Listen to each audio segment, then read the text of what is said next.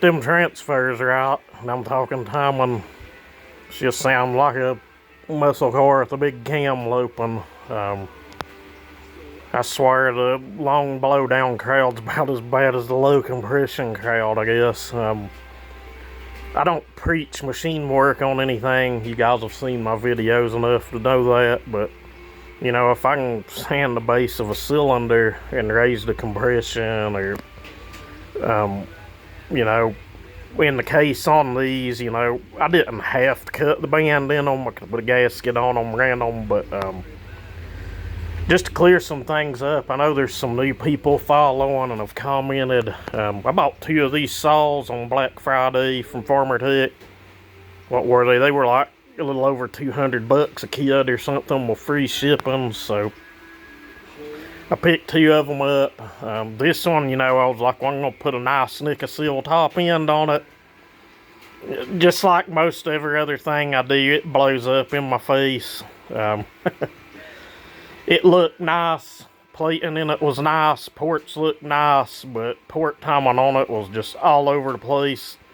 If I would have put it on this saw and take note, I bought 2 of these at the same time, and the deck height on them, there was 20 thousandths difference between them. Kind of blew my mind. This case here had seals drove in it already or pressed. The other one, they were laying in the box for me to put in. Both of them showed up here on the same day, come out of the same box, just some weird stuff. But anyway, it was to the better on this. It made port timing on the same cylinder I pulled off of another saw better. I actually had to go in and cut 10-15 thou more out of the band of this than I'd already cut on the other saw. If you guys remember, I'd done the cylinder on the other saw, took it out and ran it. You know, it ran good. Anyone would have been happy with it. Made 180, 185 PSI and wasn't even broke in. I've not had a gauge on it here yet, but I just wanted to see if I could get a little more out of it. I don't know if it ran any better or not. It felt a little snappier when I redone the other cylinder. The only real difference was in transfer timing. But I gave the guy numbers on this cylinder last night, but I've got 3 cylinders here now that I've just had to trash that come from a seller I've bought from for the last couple of years. It was listed as a top quality Nickel cylinder. I ain't gonna spit names out. Don't want to bad mouth anyone, but take note if you're buying those, and if you're buying the no-name ones, even these Farmer Tech ones. But I will say most of the Farmer Tech cylinders, timing on them's not that bad. You can put them right on and run in most cases, but that one was just all over the place. If I'd have just put a gasket on it, and like I said, I would have had to ran the thick gasket, I think. The metal one, what is that thing, 30 thou, and then still I don't know if that would have been enough. Port timing on that thing would have been probably opening on the exhaust around 92, maybe 93 if you were lucky. Intake timing probably would have been alright, I guess. It'd have been upper 70s, around 80 degrees maybe, but transfers on it, they were, oh my God, they were horrible. It had well over 30 degrees of blowdown without touching anything, and I'll not understand it why guys preach that. Yes, the modern saws have longer blowdown, and that's to keep the EPA off of their back. You know, the longer you stretch that out, yes, the cleaner, more efficient burn you're going to get, but a high-performance engine's not a clean, efficient engine. Most of you have heard drag cars run, or NASCARs even, or, you know, a hopped-up street car. I mean, you can go listen to the cam on my Mustang, and take note that thing's idling at around 1,000 RPMs. If I backed it down to, say, 750, it'd be a lot choppier than it is, and it's kind of a mid-range performance camshaft. They have the lope, what causes that is what's called overlap, when the intake valve and the exhaust valve is kind of open at the same time. And, that's where you get dynamic compression at, like, the higher cylinder pressure. This is a two-stroke. It don't have valves. Your transfer timing, your intake timing, exhaust timing, compression ratio, boring stroke, crankcase volume, all of that comes into play. I've not had this saw on the wood. I'll hush. Maybe you can see or hear. It's been raining since, like, I think my daughter came in from work at 5 in the morning, and it was like downpouring then. So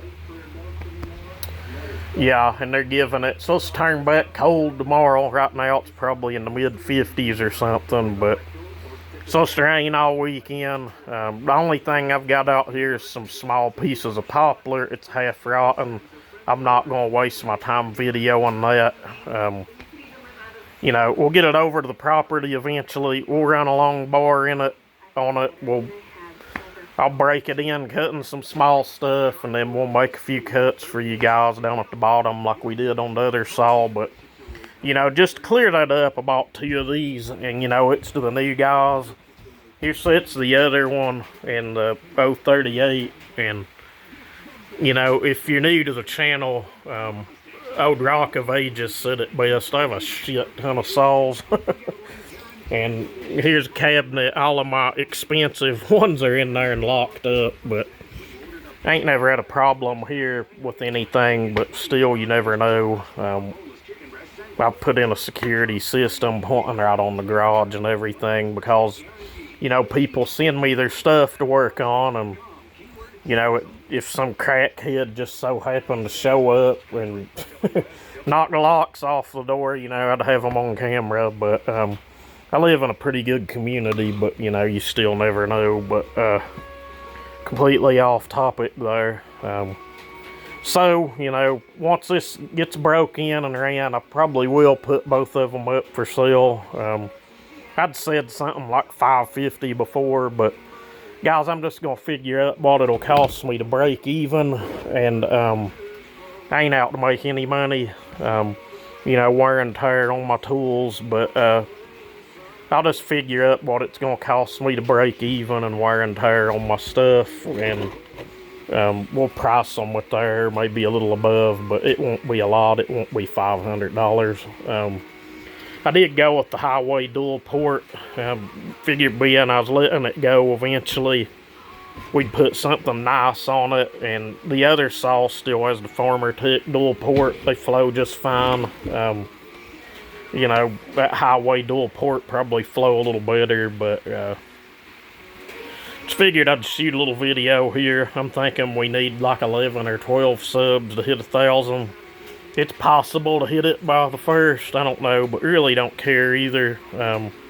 Those of you that have hung around, guys, I appreciate it, and we're going to try to keep pumping some videos out. Sitting here figuring out what I want to do next. I've got a 200T and a 460 sitting there in a box I need to build. But I'm kind of getting burned on kit saws. I've just put both of these together and got nothing here to cut with them. Some of you'll understand, but I hate shit weather.